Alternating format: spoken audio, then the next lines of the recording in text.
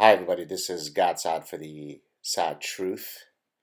Whoopi Goldberg, 2 days ago on January 31st, on The View, stated the following.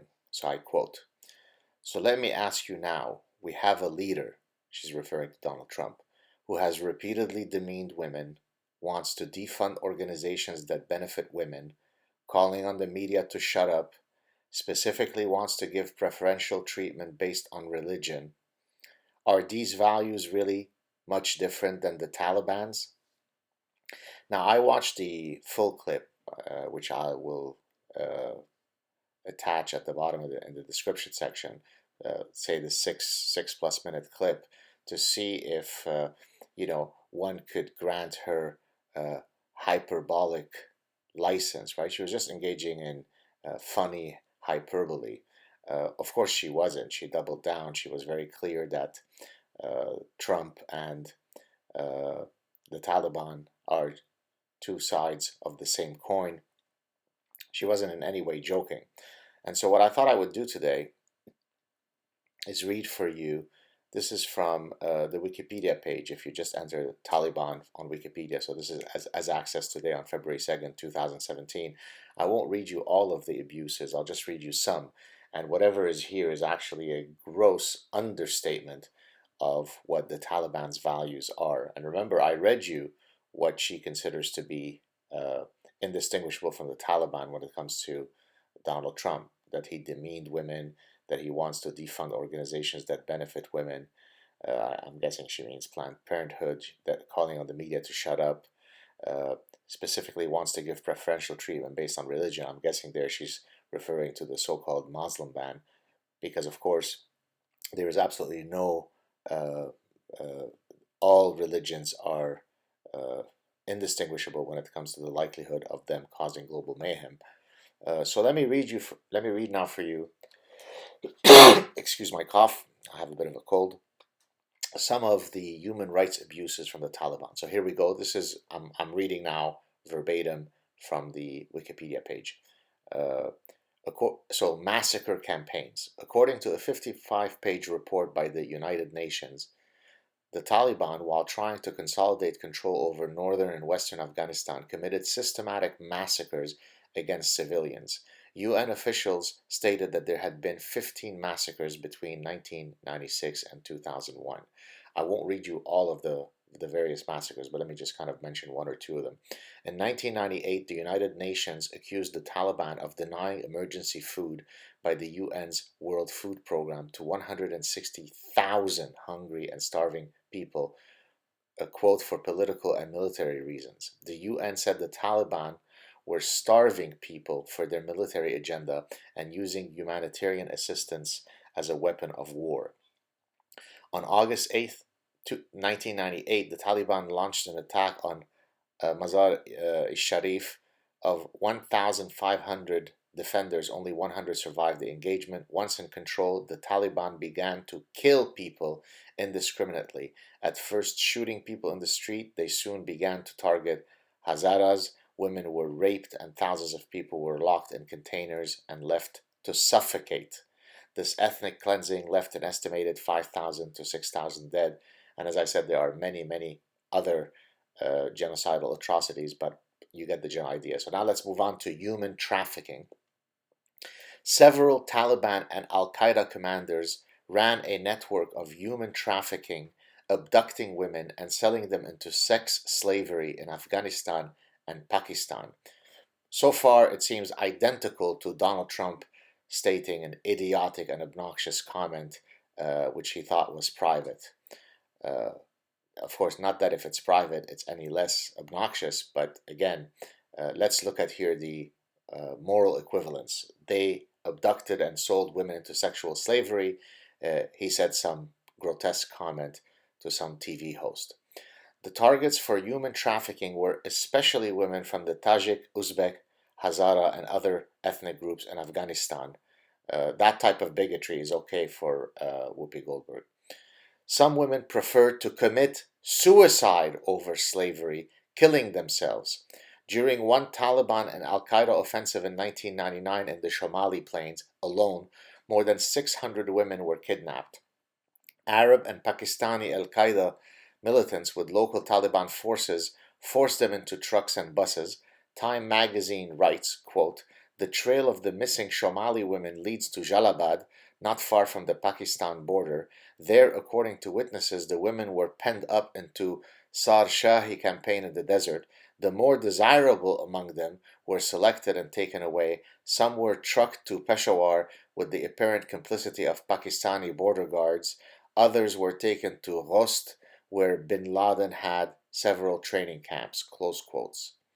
Officials from relief agencies say the trail of many of the vanished women leads to Pakistan, where they were sold to brothels or into private households to be kept as slaves, absolutely indistinguishable from Donald Trump.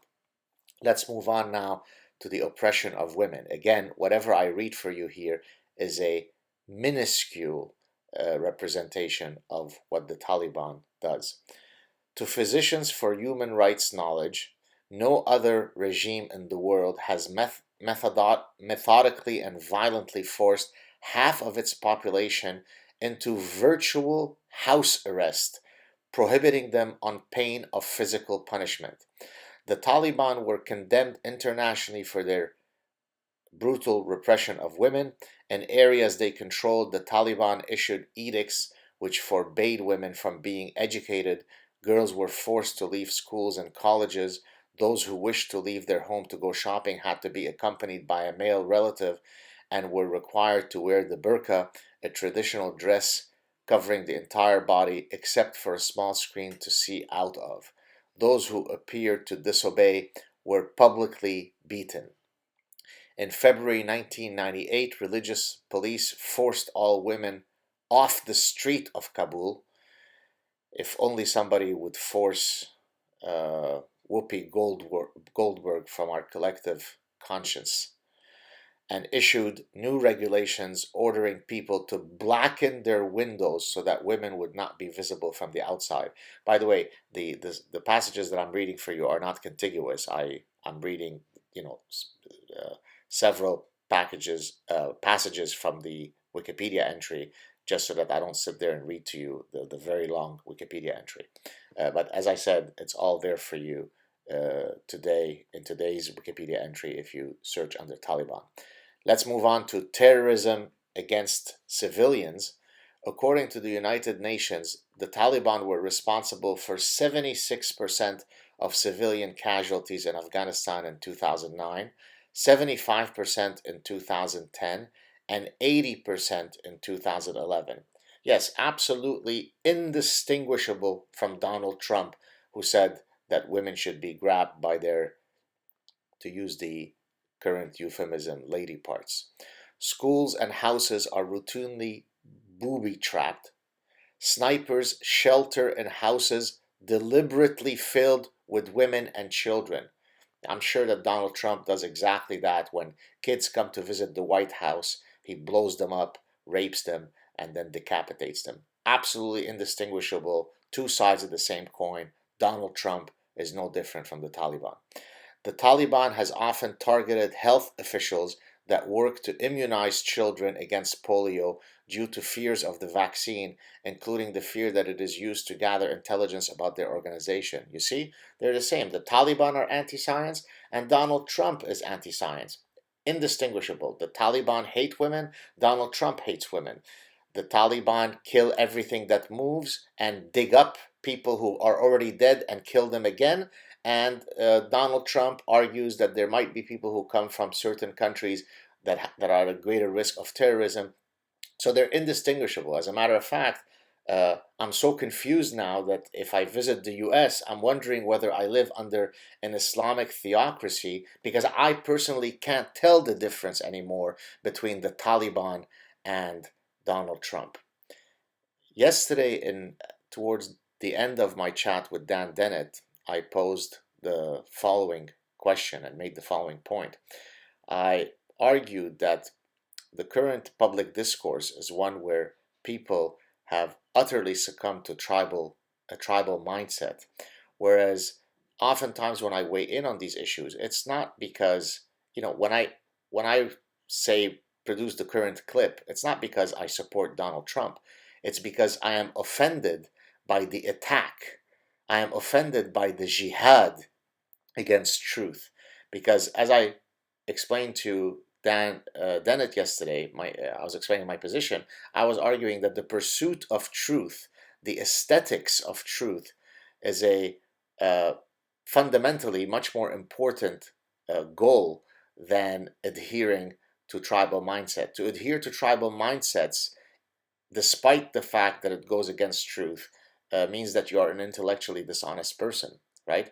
And so when Whoopi Goldberg uses her gigantic platform that reaches endless number of people to make, I mean, truly deeply offensive comparisons. Now, again, let's put it another way. Let's suppose you had somebody get up when President Obama was president, and draw a comparison to Obama that was clearly, racist. Then people would be outraged, rightly so, that this person is being racist in his comparison. Okay.